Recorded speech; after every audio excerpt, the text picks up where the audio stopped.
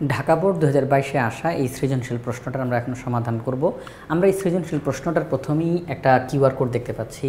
আমাদের easy higher math বইয়ের প্রত্যেকটা সৃজনশীলের পাশে এরকম কিউআর কোড দেওয়া থাকবে, যেই কিউআর কোডটি স্ক্যান করলে আপনারা সেই সৃজনশীল প্রশ্নটির সমাধানের ভিডিও দেখতে পাবেন।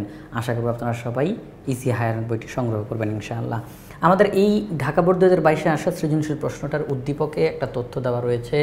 তথ্যটা হলো একটি গুণোত্তর ধারার প্রথম পদ হাফ অসীমতক সমষ্টি 1/3। ক নাম্বার প্রশ্ন, ধারাটির সাধারণ অনুপাত অর্থাৎ আর এর মান বের করো। খ নাম্বার, ধারাটি নির্ণয় করো এবং ধারাটির প্রথম 10টি পদের সমষ্টি নির্ণয় করো। এখানে একসঙ্গে দুইটা প্রশ্ন।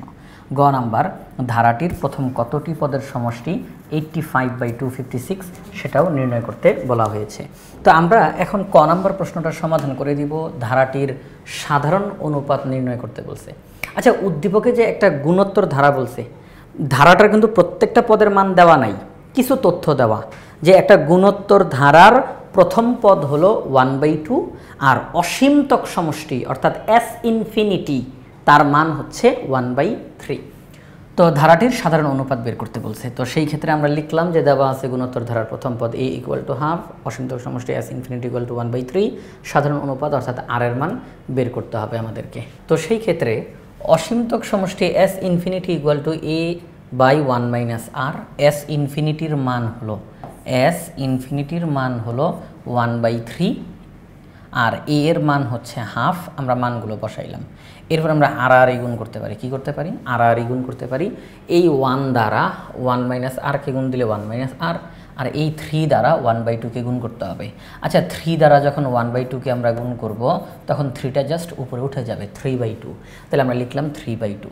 এখন দেখেন, আমরা যদি -r কে এই সাইডে আনি, হ্যাঁ, এই সাইড থেকে -r কে যদি এই পাশে নিয়ে আসি তাহলে +r, আর 3/2 কে যদি এই সাইড থেকে এদিকে নিয়ে আসি তাহলে -3/2। অনুগ্রহ করে কথাটা একটু বোঝার চেষ্টা করেন। আমরা একসঙ্গে দুই পক্ষ থেকে কিছু জিনিস এদিক সেদিক করলাম। আমাদের লাইনটা কি আছে আমরা একটু লিখে দেখাই। লাইনটা হচ্ছে 1 - r = 3/2।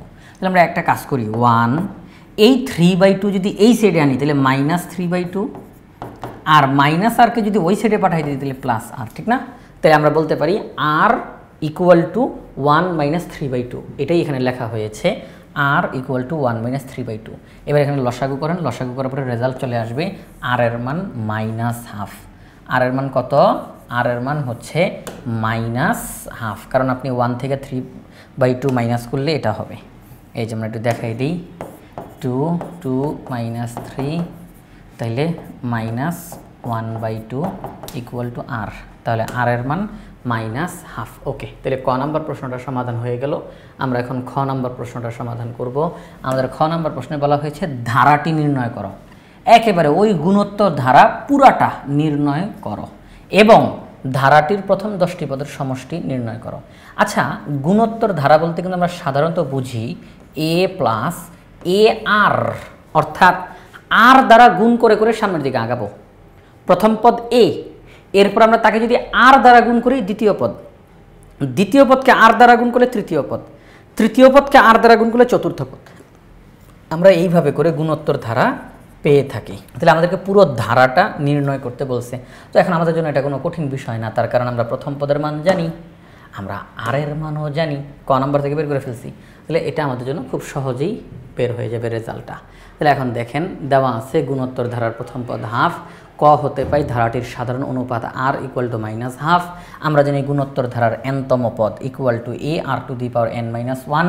তাহলে দ্বিতীয় পদ আমরা বের করতে চাই। প্রথম পদ তো জানি, আমরা এখন দ্বিতীয় পদ বের করতে চাই, তৃতীয় পদ, চতুর্থ পদ, এইভাবে করে। তাহলে দ্বিতীয় পদ কত হবে? ar, এইমাত্র বললাম ওখানে দ্বিতীয় পদ ar।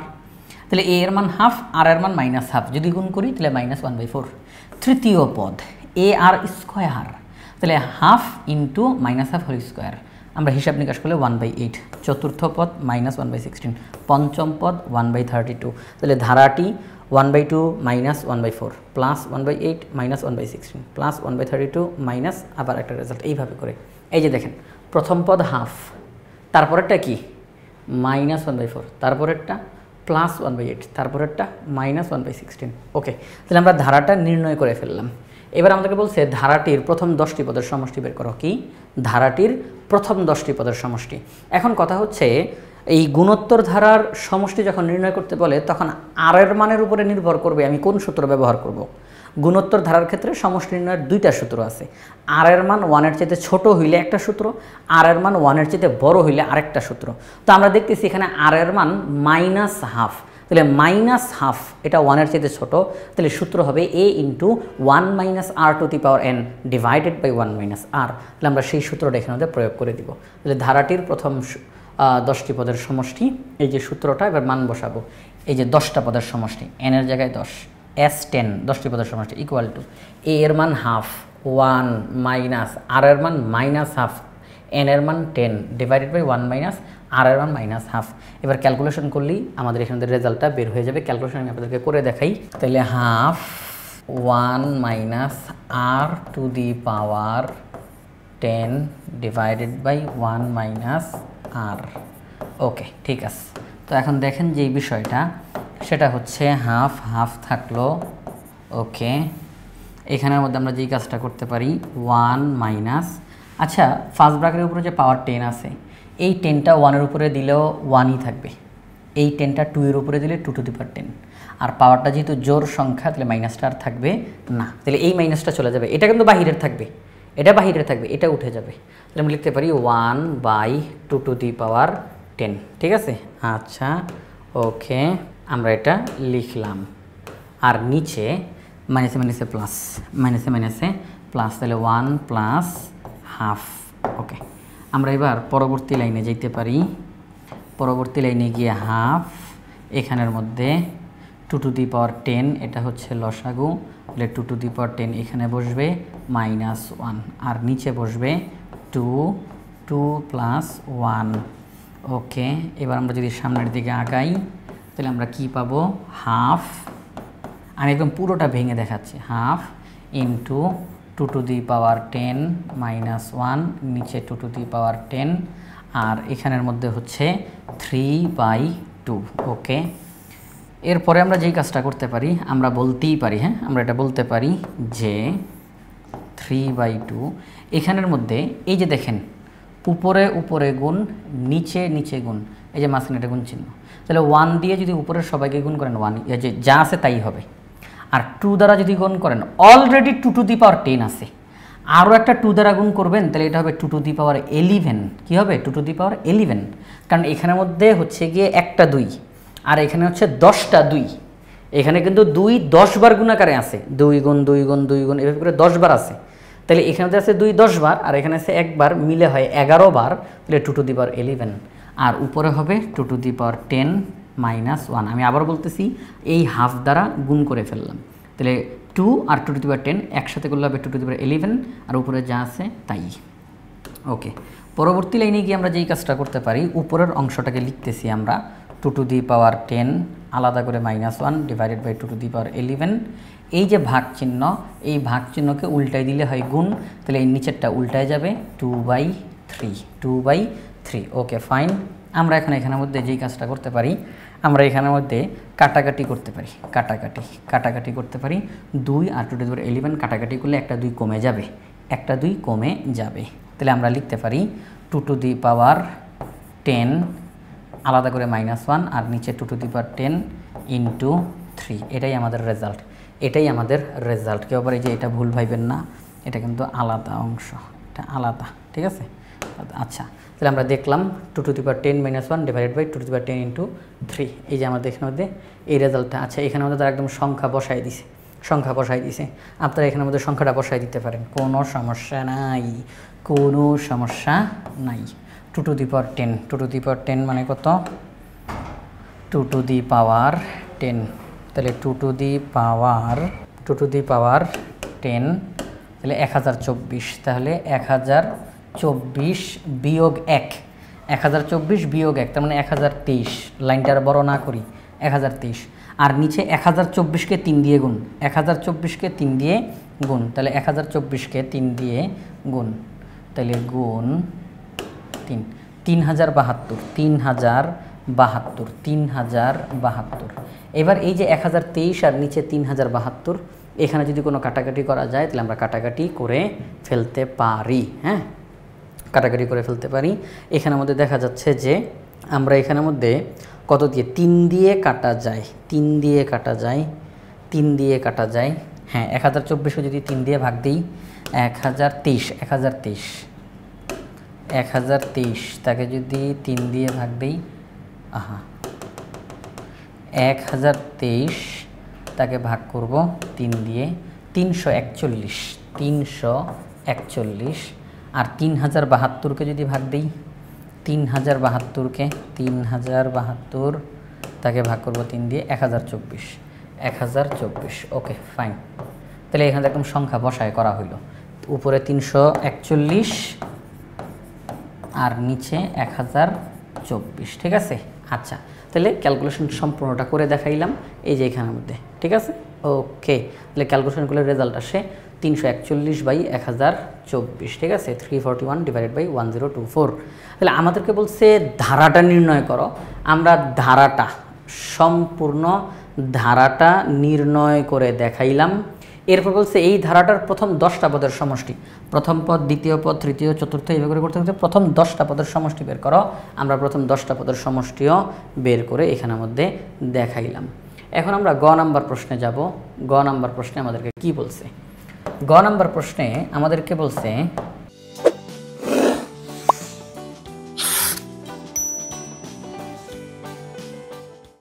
ধারাটির প্রথম কতটি পদের সমষ্টি 85/256। আমাদেরকে এখন একটা সমষ্টি দিয়ে দিছে 85/256। এটা একটা সমষ্টি। কয়টা পদকে যোগ করলে এটা আসে? উদ্দীপকে যেই ধারাটার কথা বলা হচ্ছে সেই ধারাটার প্রথম কতটি পদ, প্রথম 5টা পদকে যোগ করলে এটা হয়, প্রথম 9টা পদকে যোগ করলে এটা হয়, প্রথম কয়টা পদকে যোগ করলে এটা হয়? আমাদের কাছে সেটা জানতে চাই যে প্রথম কতটি পদের সমষ্টি 85/256। আমরা এখন সেটা নির্ণয় করব।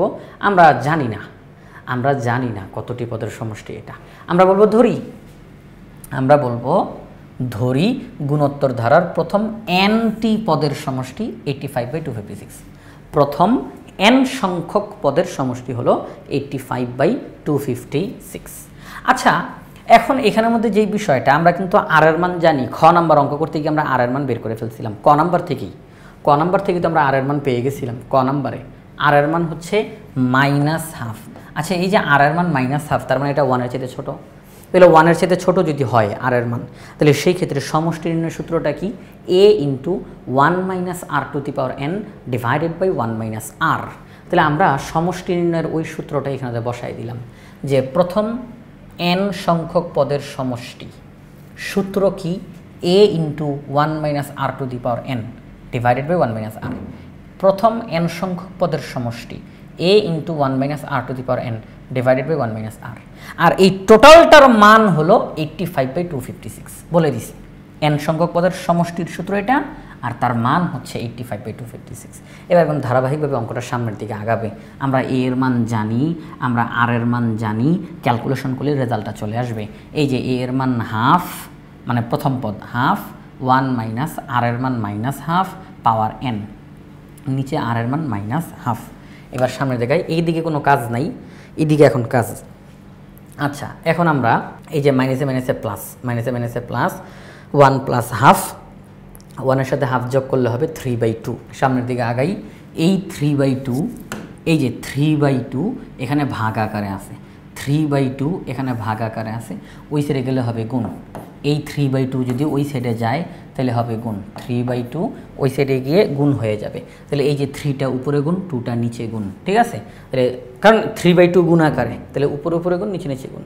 তাহলে 3 × 85 আর 2 × 256। ঠিক আছে। আচ্ছা, এইখানের মধ্যে আমি একটুখানি দুঃখ প্রকাশ করি, দুঃখিত। এইখানের মধ্যে একটা কাজ আগের লাইনে করে নেওয়া হয়েছে, যেটা বলছি এটা ভুল বলি নাই, তবে আমি এই ইজি হায়ার ম্যাথ বই যেভাবে লেখা আছে আমি আপনাদেরকে সেভাবে করে বুঝিয়ে দেওয়ার চেষ্টা করব, যাতে করে আপনারা বইটা হাতে নেওয়ার পরে লাইন বাই লাইন বুঝতে পারেন খুব সুন্দরভাবে। একটু দেখেন, সামনে যে একটা হাফ ছিল, এই যে সামনে যে একটা হাফ ছিল, এই হাফটা পরবর্তী লাইনে গিয়ে কি হইতে পারে, এই হাফটা হবে কি পরবর্তী লাইনে গিয়ে উপরে থাকবে 1 আর 2টা নিচে চলে আসবে। এটাই কিন্তু সিস্টেম, যে যদি একটা ভগ্নাংশের উপরেও ভগ্নাংশ থাকে, একটা ভগ্নাংশের যে লব হর, একটা ভগ্নাংশের উপরেও যদি ভগ্নাংশ থাকে তাহলে লবটা উপরে থাকবে, হরটা একেবারে নিচে চলে আসবে। তাহলে 2টা একেবারে নিচে চলে আসছে। হ্যাঁ, এখানে উপরে যে হাফ ছিল, উপরে যে হাফ ছিল সেই হাফের 1টা উপরে থাকবে, 2টা একেবারে নিচে চলে আসবে। তাহলে 2টা যদি একেবারে নিচে চলে আসে তাহলে আমরা বলতে পারি 2 আর 2 কাটা। 2 আর 2 কাটা। তখন আমরা কি দেখলাম, ভাগ চিহ্নের নিচে কেবলমাত্র 3 আছে, ভাগ চিহ্নের নিচে কেবলমাত্র 3 আছে। তাহলে এই যে দেখেন ভাগ চিহ্নের নিচে 3, এই 3টা ওই সাইডে গেলে গুণ হবে, এই 3টা ওই সাইডে গেলে গুণ হবে। তাহলে ওই সাইডে গিয়ে যখন গুণ হয়েছে তখন সে উপরে চলে গেছে। আশা করি এখন ক্লিয়ার, আশা করি এখন ক্লিয়ার। Okay fine. তাহলে উপরে কি রইল, 1 minus half whole to the power n equal to 3 × 85/256। পরবর্তী লাইনে যাই। পরবর্তী লাইনে গিয়ে দেখেন এখানের মধ্যে আমরা 3 দিয়ে গুণ করে দিলাম, আর কোনো কাজ নেই। পরের লাইনে যাই, পরের লাইনে যাই। পরের লাইনে গিয়ে আচ্ছা এই যে দেখেন 1 minus half whole to the power n, যদি এই যে minus half whole to the power n এটাকে যদি ওই সাইডে পাঠাই দেন তাহলে প্লাস হয়ে যাওয়ার কথা। এই মাইনাসটা ওই সাইডে গেলে প্লাস হয়ে যাবে।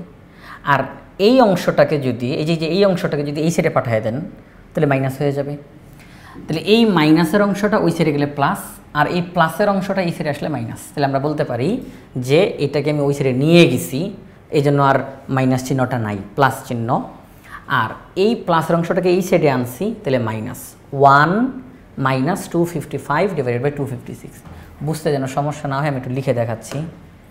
ঘটনাটা হচ্ছে যে 1 minus half whole to the power n equal to 255/256।